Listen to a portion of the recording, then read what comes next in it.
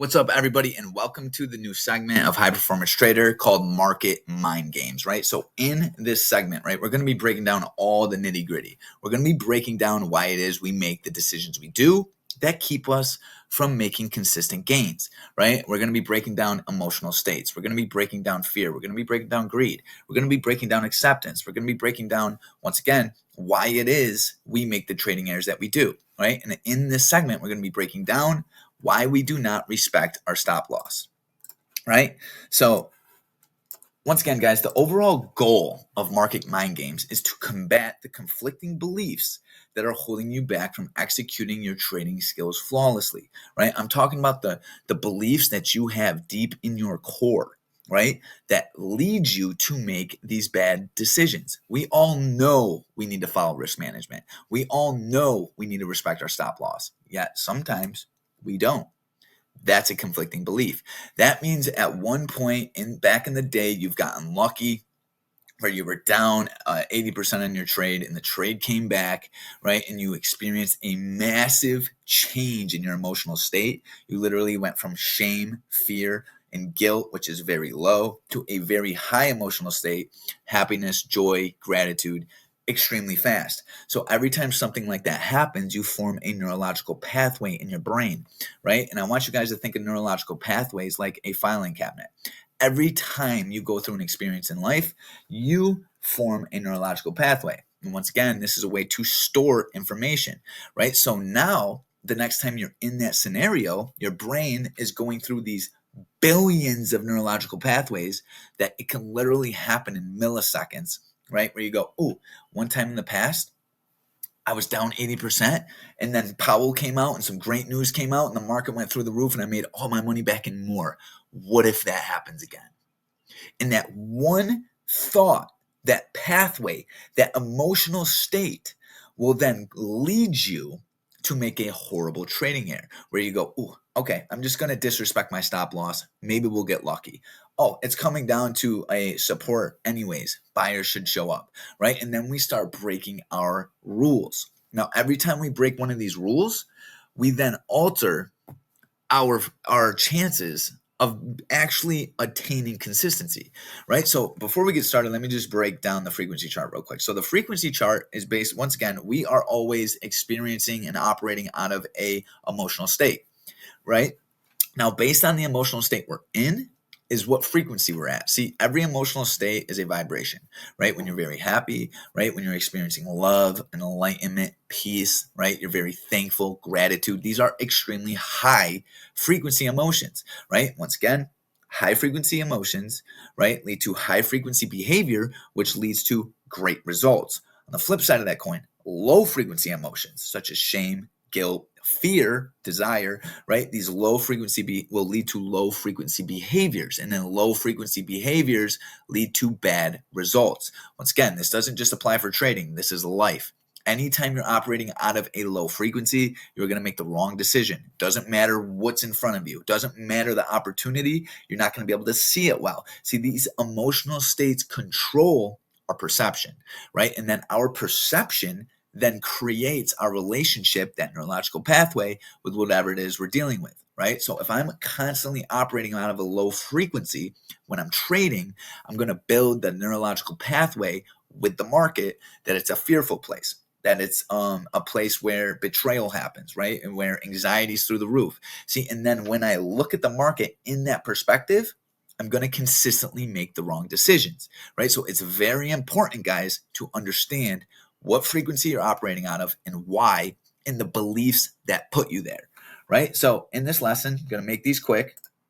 We're going to be breaking down why we don't respect our stop loss, right? So the goal, once again, to combat conflicting beliefs that are holding you back from executing your trading skills flawlessly. Episode 1, topic, not respecting your stop loss, right? So reasons why. Right? We're going to break down the reasons why we disrespect our stop loss. And the purpose of all this and the goal is to really argue it with you, right? I want you guys to watch these and I really want to attack that conflicting belief, that negative low frequency emotion and energy that's in you that's causing you to make these errors. See, if I can prove it to you that this is bad and give you the knowledge and help you to accept why we need to respect our stop loss, just then maybe next time we're in that scenario, we don't make that behavior, right? Because knowledge is power.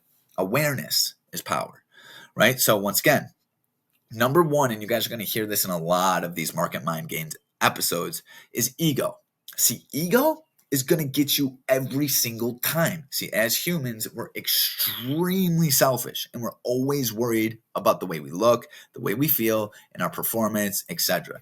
Right? Those all come from desire. See, desire, once again, which is a low frequency state, anytime we want something and we're being selfish, this is a very low frequency. And what comes from desire, right, is usually some sort of ego, right? And I'm not saying don't want things, guys. It's very important to want things. It's very important to desire things, right? But more importantly, anytime you're desiring something that's completely beneficial only for you, you're acting out of selfishness, right? It's gonna stem into something bad, right? So ego, right, is the number one, or is the first reason why we disrespect our stop loss, right? So, and it's crazy because how many times have you guys been in a losing trade, right? Say you put on a, I don't know, $1,000 trade and you've disrespected your stop loss. Now you're down about $800, right? Now, the reason why we disrespect it is we hope to get lucky and make some money back, right? Which is regaining the loss of our ego, right? Because it's really not about the money. How many times have you guys got the money back and still continue to hold and blow out your account, right? And this is the thing, we rarely accept this, right? Because to perform this behavior, which is disrespecting your stop, you must already be operating out of a state of greed or fear, which is a low frequency state. Chances are you will continue to hold when you make your money back, say screw it, and lose it all. And maybe you don't do that, but guys, I did that for a very long time, right? And it never works, right? So once again, guys, this isn't about the money. It's about the ego, right?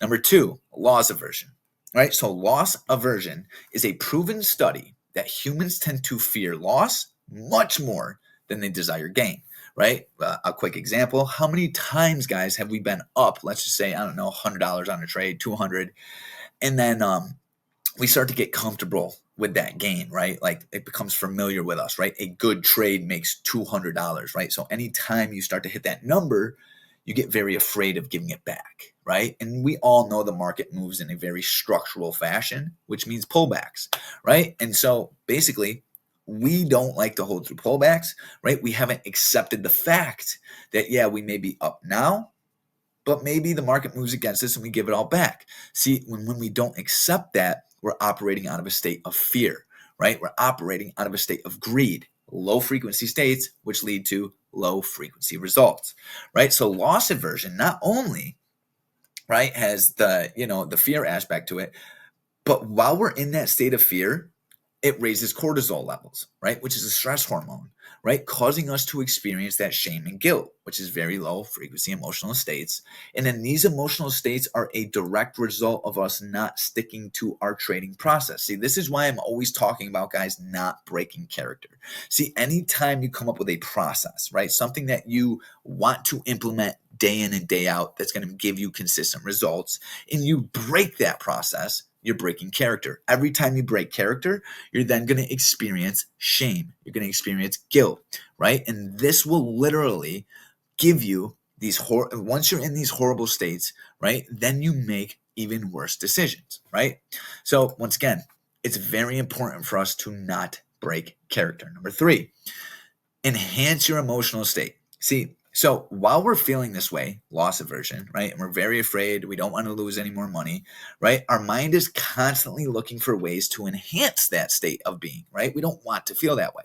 So one of the way our minds does this is it adds thrill to the equation, right? Thrill is something that we've used for the last 2,000-3,000 years that gives us energy. It helps stimulate us. It keeps us alive, right? You may have met many of people that love thrill. They love scary movies. They love jumping off high things into water, etc. People like to drive fast. Thrill is a way to stimulate the low amounts of dopamine caused from high amounts of cortisol. See, high stress means the low dopamine, right? So what looks attractive while experiencing these high states of cortisol is thrill, right? So thrill, once again, is a way to increase dopamine. Now, what's more thrilling than saying screw it Let's hold this trade and what happens, right? So guys, this was the first episode of Market Mind Games, right? More importantly, guys, I really want to dive deep into those trading errors. I really, really want to combat them. I want to break down and really flesh out if it works and if it doesn't. And if not, let's talk about it. Because once again, it's my goal